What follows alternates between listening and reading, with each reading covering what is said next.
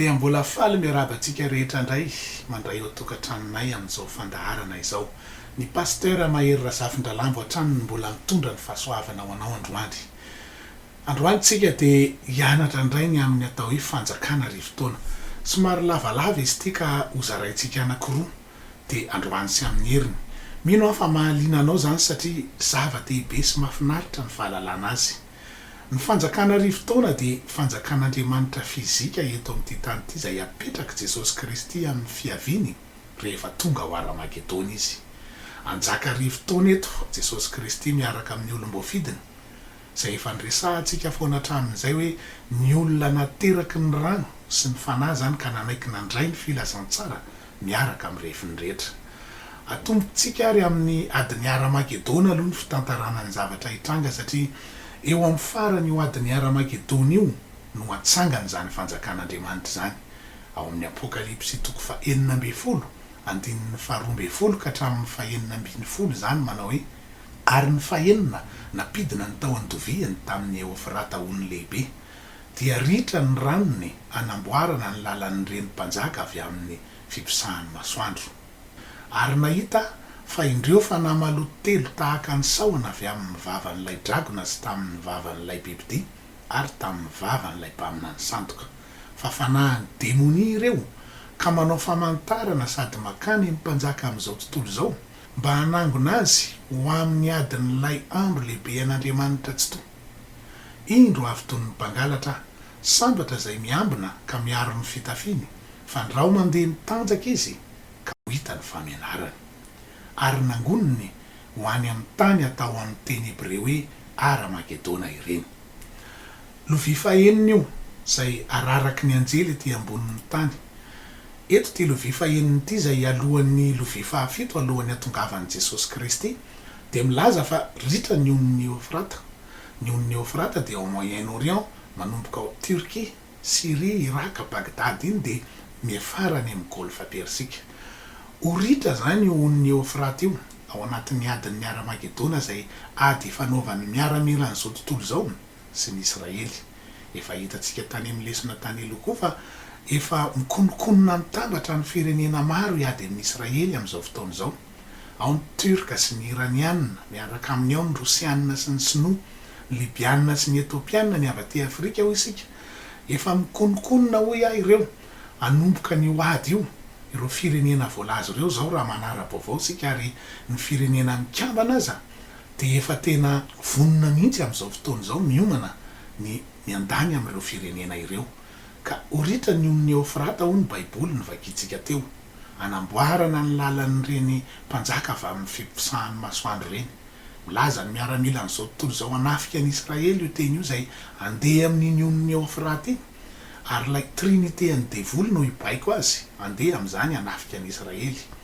Izy ireo trinité an'ny devoly ireo, i Satana ny lohany, ilay président mondial hitsangana izay efa niresahantsika tany amin'ny lesona tany aloha ny faharoa, ary ilay mpamina ny sandoka lehibe izay mitarika ny religion mondial izay ecumenisme lehibe ara-pivavahana ny fahatelo tarihan'ilay atao hoe mpamina ny sandoka lehibe io. Dia hoy ny andininy 4:12 teo hoe ho angoniny ny fanahin'ireo devoly ireo ny miaramila n'izao tontolo izao ka hiangona ho amin'ny adin'ilay andro lehibe an'Andriamanitra tsy toa. Ny fanontaniana mipetraka dia ny hoe iza ny olombelona sahy hiantsy ady amin'Andriamanitra. Ny valiny dia tsy ady amin'Andriamanitra akory ny tanjon'ireo miaramila n'izao tontolo izao ireo ary tsy mieritreritra an'izany mihitsy ireo. Fa fitahan'ny devoly ireo dia angoniny ady amin'ny Israely ao Aramageddona fa ny tsy ampoziny dia ny fiavian'i Jesosy Kristy amin'ny voninahiny lehibe no hitsena azy ao amin'ny fotoana io. Dia hoy ny andininy 5:20 hoe indro avy toy ny mpangalatra sambatra izay miambina ka miaro ny fitafiany fa ny rao andeha mitanjaka izy ka ho hita ny famenarany. Raha mamaky ny dikateny rehetra amin'ny Baiboly isika amin'io teny io dia ao anatin'ny fonoteny io andininy io.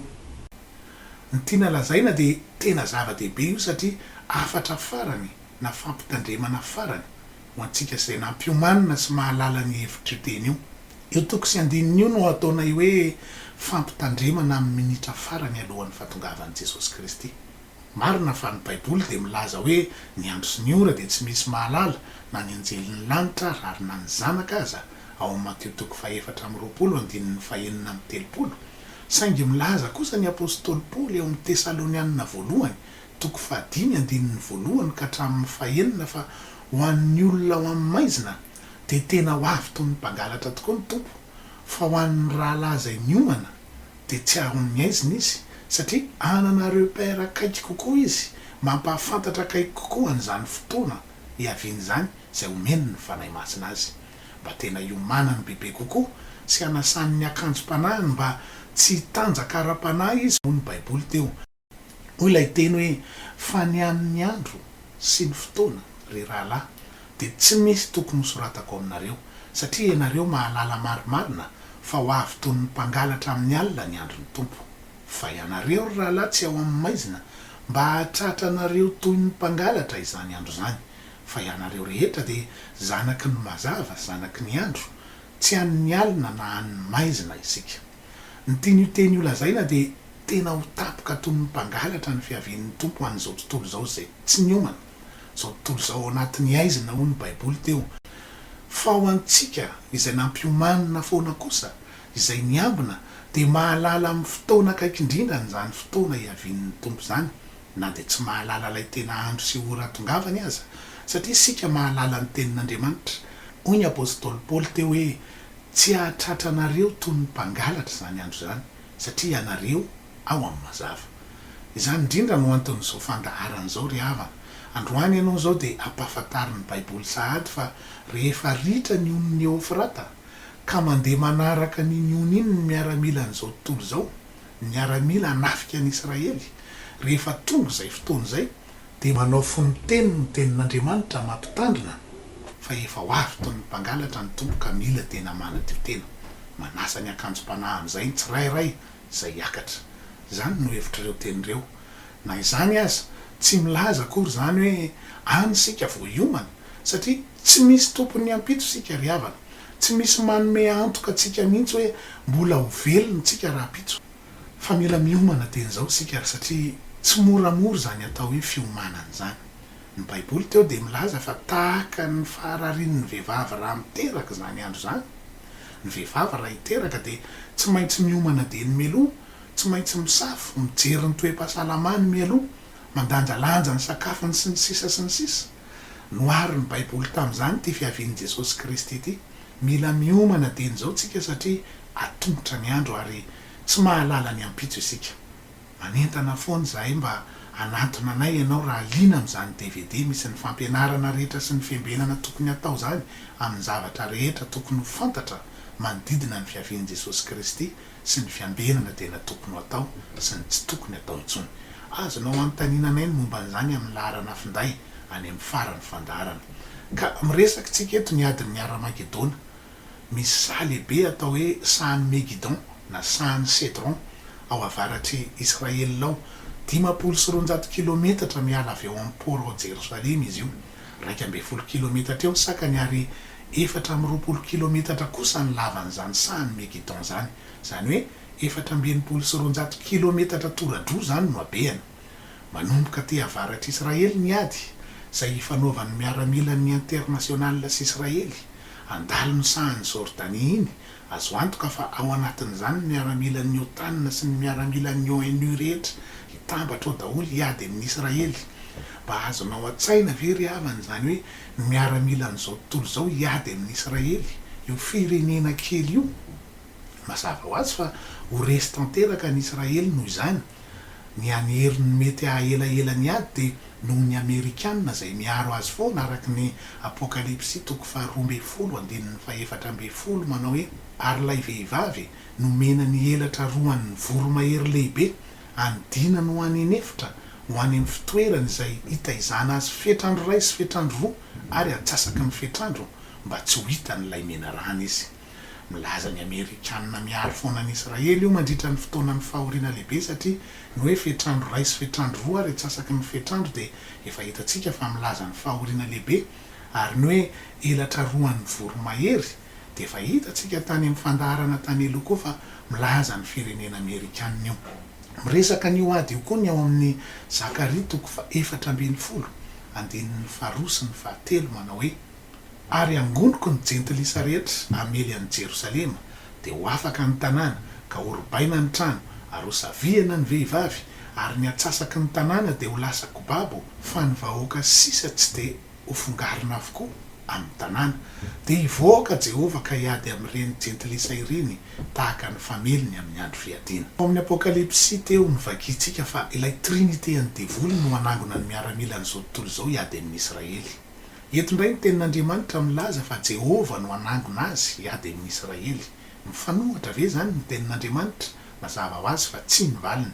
Tsy misy teny mifanohatra na dia iray aza ao amin'ny Baiboly. Fa ny tiana lazaina eto dia nomen'Andriamanitra permission ny devoly anangona ny miaramila amin'izao tontolo izao mba hanafika any Israely. Permission omenan'ny devoly zany mba hamelezany azy ao amin'io ady io amin'ny fiaviany rehefa tonga Jesosy Kristy.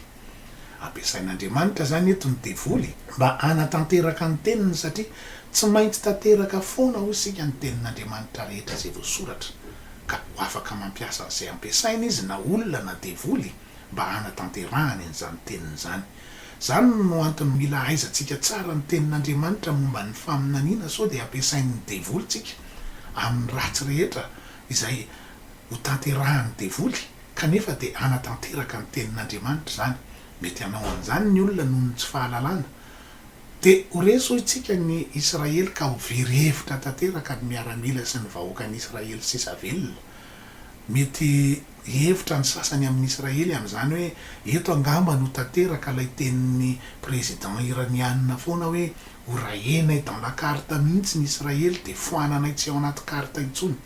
Fa eo koa no ahatsiaro ny Israely izay mahay ny Baiboly hoe amin'ny fotoana voatoby manodidina ny firenentsika ka tsy hisy fanantenana intsony dia eo no tonga ny Mesia hamonjy antsika.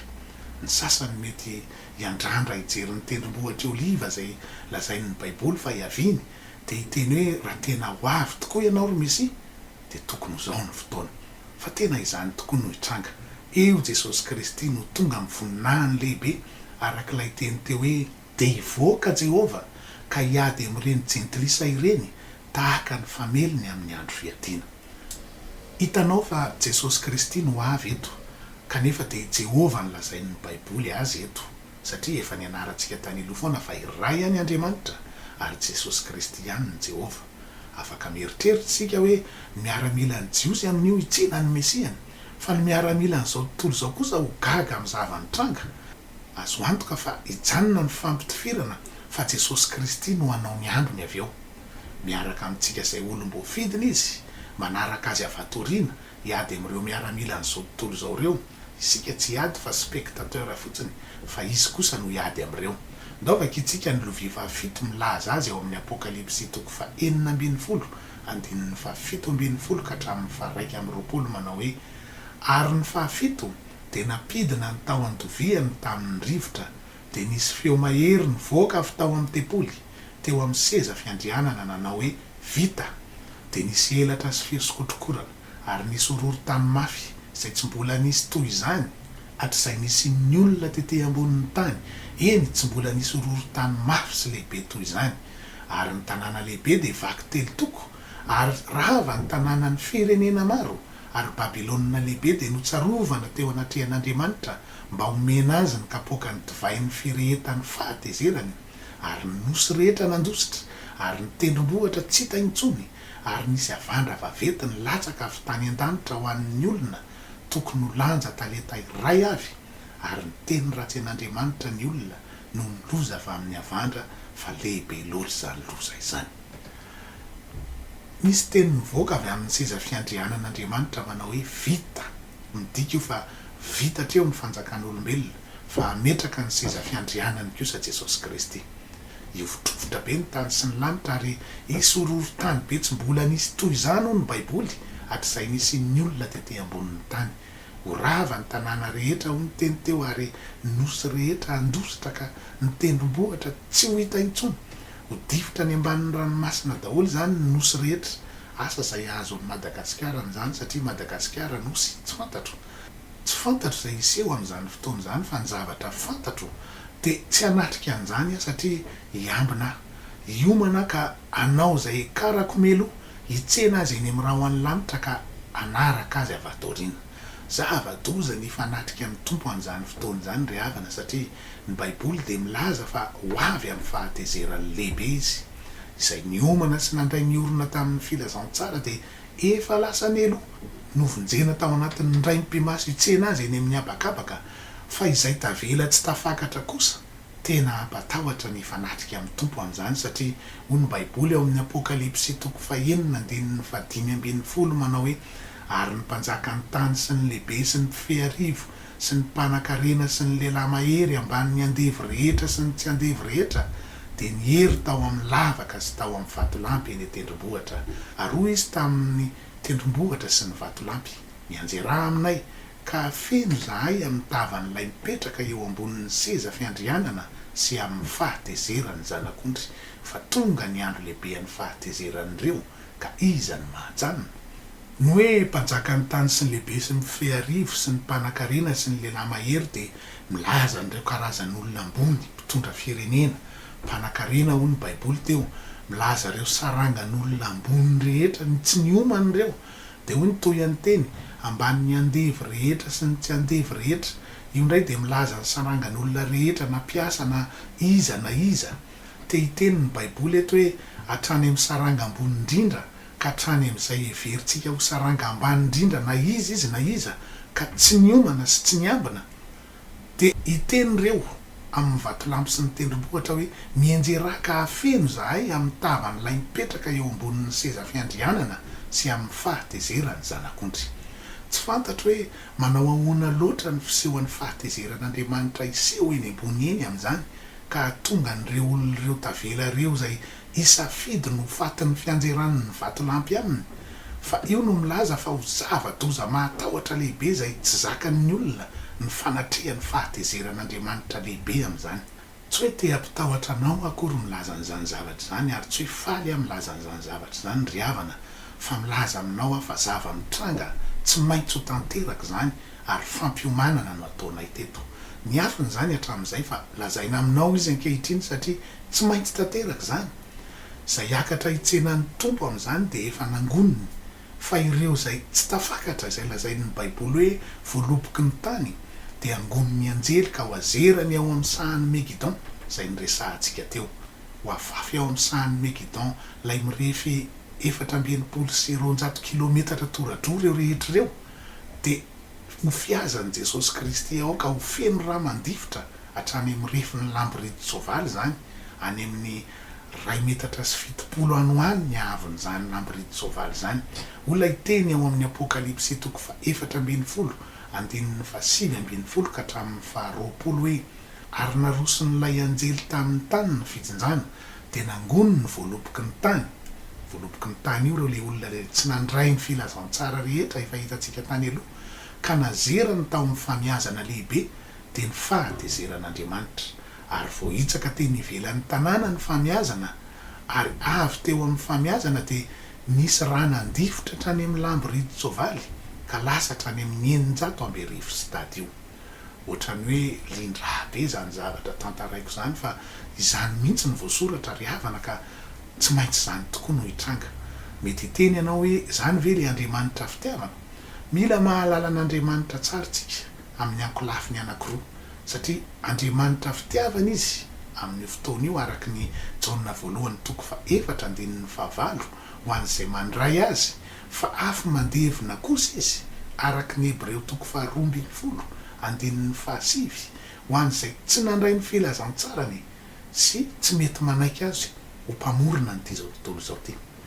Tsy maintsy mijery tsara n'ireo akolafin'Andriamanitra roa reo sika ary mila miaina amin'izany tsy amin'ny mahafitiavana azy fotsiny fa amin'ny mahafy mandevina azy keo. Hoy ny Tesalonianina 2:1-7 tapany 2 sy ny 9 hoe raha iseho Jesosy tompo avy any an-danitra mba amin'ny anjeliny heriny amin'ny afy midedadeda amaly zay tsy mahalala an'Andriamanitra sy izay tsy manaiky ny filazantsara ny Jesosy tompontsika.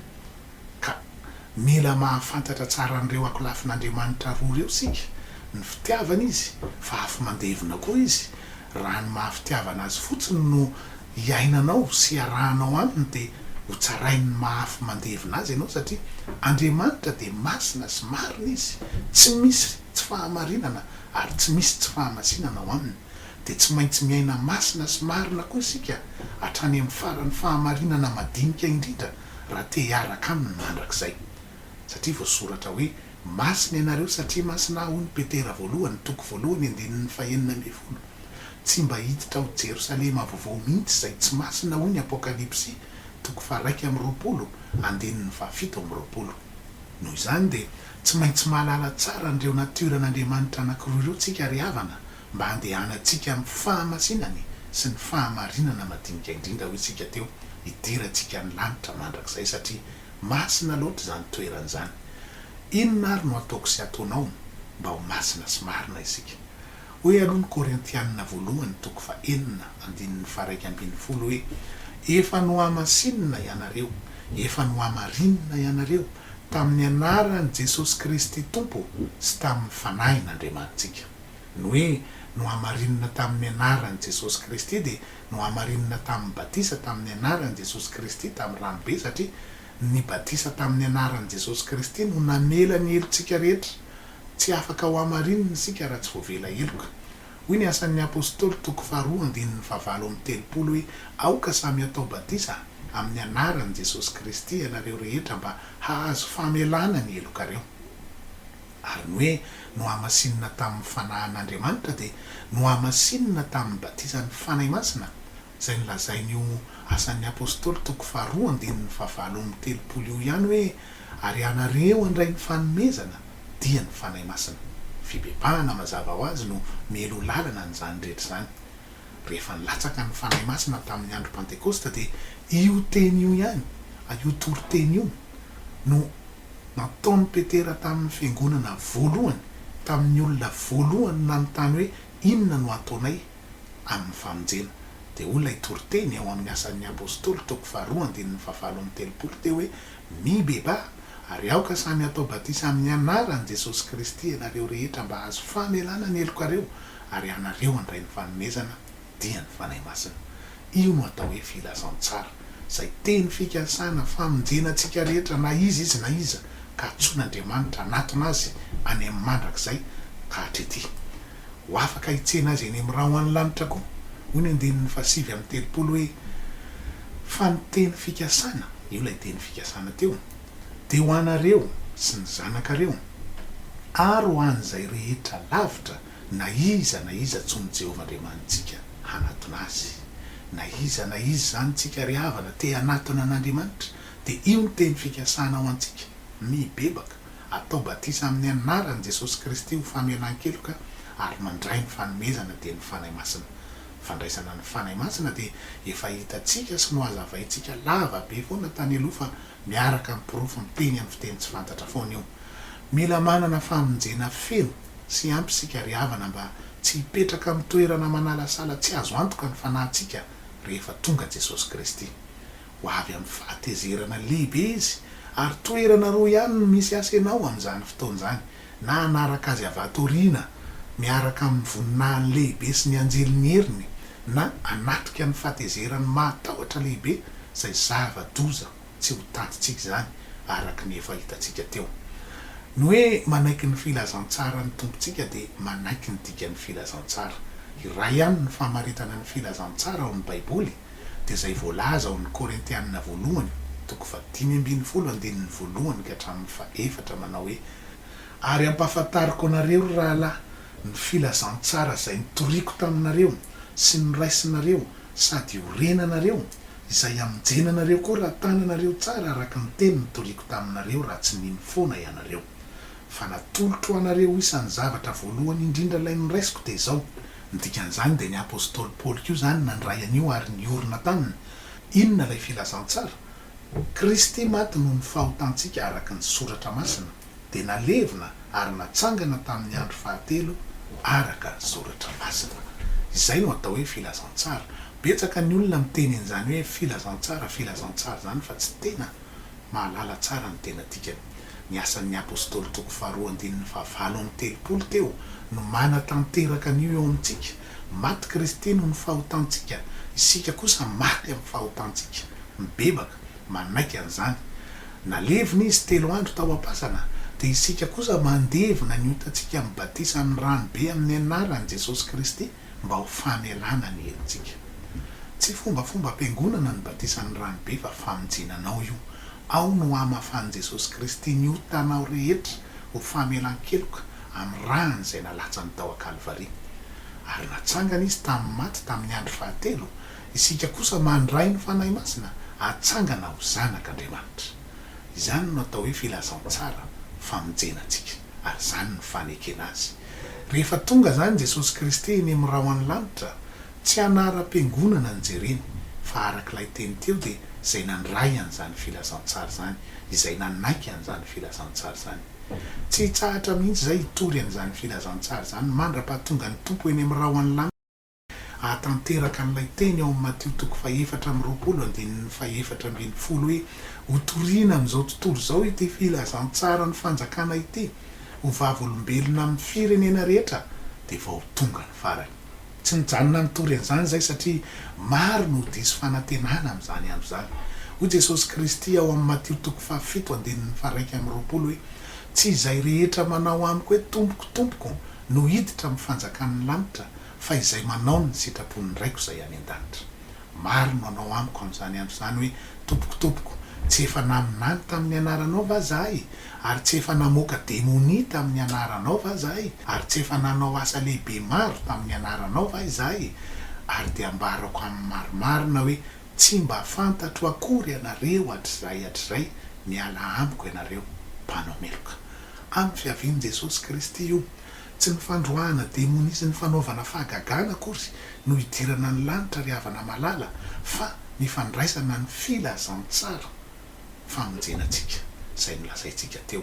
Anisan'ny tenin'Andriamanitra tena mampatahotra ny maro io tenin'Andriamanitra io, ary betsaka ny mametra-panontaniana hoe iza ary ireo olona izay lazain'i Jesosy Kristy ireo hoe tsy fantatro akory ianareo, kanefa dia naminany sy nandroaka demonia tamin'ny anarany ireo, zany hoe olona efa avolenta amin'ny fivavahana, olona efa nanao asa lehibe tamin'ny anarany, mety tena nanangana tamin'ny maty mihitsy, fa maninona ny lazain'i Jesosy Kristy ireo olona ireo fa tsy fantany mpanao meloka? Ny antony dia tsotra ry havana, satria tsy vita batisa tamin'ny anaran'i Jesosy Kristy ireo famelana ny heliny.